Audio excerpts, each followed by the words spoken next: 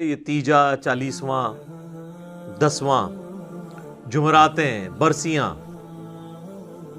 11ویاں، 22 رجب کے کنڈے، محرم کی نیازیں، میلاد کی نیازیں، سب کی سب یعنی ایکٹیویٹیز خود سے دین میں داخل کی ہوئی ہیں، ان کو خود بھی پتہ ہے۔ اب تو نوبت یہاں تک آ گئی ہے کہ ایون 40ویں کے کارڈ چھپتے ہیں، جس طرح آپ کے شادی کارڈ ہوتے ہیں، اخبارات کے اندر بڑے بڑے اشتہارات چھپتے ہیں۔ اچھا، یہ ہم کو مذاق اڑانے کے لیے نہیں کہہ رہے، اگر یہ سب کچھ جائز ہوتا نا، اس کے لیے ساری ایکٹیویٹیز آپ کریں، جو بھی ماڈرن طریقہ اڈاپٹ کریں۔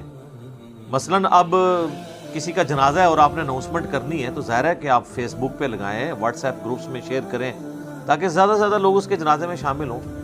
اخبار میں بھی دے دیں، کوئی حرج نہیں، یہ تو ایک دین کی بنیادی ایکٹیویٹیز ہے نا جنازہ پڑھنا۔ ہم ادر دین وہ باتیں کر رہے ہیں کہ نبی علیہ السلام کی مبارک 3 بیٹیاں جوان شادی شدہ آپ کی مبارک زندگی کے اندر فوت ہوئیں، آپ نے کسی کا تیجا، 40واں، 10واں نہیں کیا، بلکہ آپ یہ جو لوگ کر رہے ہیں ان سے صرف سوال پوچھیں کہ نبی علیہ السلام نے اپنی کس بیٹی کا تیجا، 40واں، 10واں کیا، تو آگے اس کی جو شکل بنے گی نا، اس سے آپ آئیڈیا لگا لیں کہ اس کے پلے کوئی شے نہیں ہے۔ وہ خود ہی کہے گا جی وہ تو کوئی اس طرح تو نبی علیہ السلام نے تو نہیں کیا۔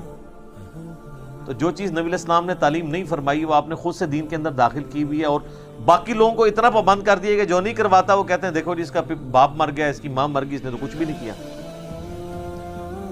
اور پھر مدرسوں سے باقاعدہ، اب مجھے نہیں پتا، کئی سال پہلے تک تو یہ جب ہم چھوٹے چھوٹے تھے اس وقت 300 روپیہ تقریباً ریٹ تھا، پھر بڑھتے بڑھتے اب تو شاید 1000 روپے تک پہنچ چکا ہو ریٹ ایک قرآن کا، اور مجھے تو لگتا ہے یہ 1000 روپے میں بھی سستا ہے قرآن اگر دیکھا جائے۔ ہو سکتا ہے 3 دفعہ سورہ اخلاص پڑھ کے ہی آپ کو دیتے ہوں ایک قرآن۔ تو یعنی قرآن اس لیے نازل ہوا تھا کہ آپ مردوں کو زبردستی اللہ سے بخشوائیں گے اس کے ذریعے۔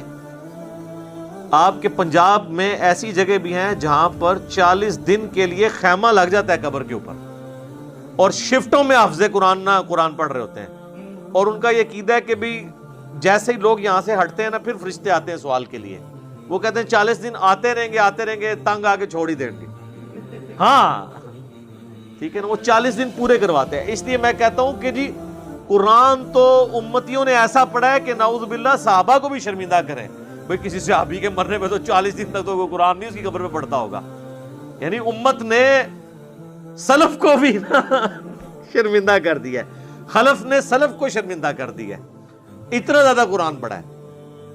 اور ان لوگوں کی قبروں پہ جنہوں نے اپنی زندگی میں قرآن کو اتنا سیریس نہیں لیا کہ وہ قرآن پڑھ کے دیکھیں کہ اللہ تعالیٰ ہم سے کیا ڈیمانڈ کر رہا ہے، ان کے بارے میں تو اکثریت کی تو یہی حالت ہونی جو سورۃ الفرقان میں آیا ہے، آیت نمبر 30 کے اندر، وقال الرسول یا ربی ان قوم اتخذوا هذا القرآن مہجورا۔ رسول اللہ شکایت کریں گے کہ میری امت نے قرآن کو پیٹ کے پیچھے ڈال دیا تھا، میری قوم نے قرآن کو پیٹ کے پیچھے ڈال دیا تھا۔ صحیح مسلم میں حدیث ہے، القرآن حجت لک او علیک، یا قرآن تیرے حق میں حجت ہوگا یا تیرے خلاف حجت بنے گا قیامت والے دن۔ تو یہ بڑا خطرناک معاملہ ہے بھئی، قرآن آپ نے خود کھول کے دیکھا نہیں ہے۔ بڑا کہا جاتا ہے جی قرآن سب سے زیادہ پڑھی جانے والی کتاب ہے، لیکن قرآن سب سے زیادہ بغیر سمجھ کے پڑھی جانے والی کتاب ہے، یہ اس کا تاریخ پہلو ہے۔ آپ کوئی اخبار اور میگزین بھی بغیر سمجھ کے نہیں پڑھتے۔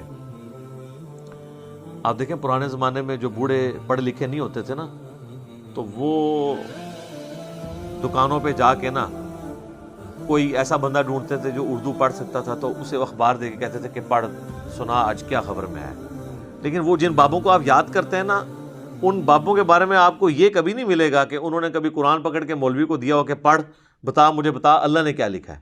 بزرگ ساڈے ماشاءاللہ جتنے بڑے پرہیزگار سے سانو پتہ ہے، لوگ ویسے بزرگوں کو یاد کر کر کے روتے ہیں۔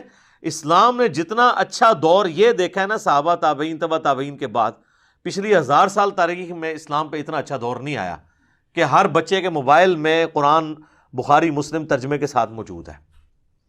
ہمارے تو بزرگوں نے کیا، ان کے ٹیچرز نے جن سے وہ قرآن پڑھا کرتے تھے وہ بھی خالی ناظرہ ہی ہوتے تھے، ان کو پتہ ہی نہیں تھا کہ قرآن کے اندر کیا لکھا ہوا ہے۔ بہرحال یہ یعنی اس طرح کی رسومات چل رہی ہیں، اور باقاعدہ آپ دیکھیں میت کے اوپر وہ سوگ کرتے ہیں۔ سوگ تو ٹھیک ہے، بخاری مسلم میں حدیث ہے کہ میت کے اوپر 3 دن سے زیادہ سوگ نہیں ہے، سوائے بیوی کے وہ اپنے خامند کے مرنے پہ 4 مہینہ اور 10 دن سوگ کرے گی.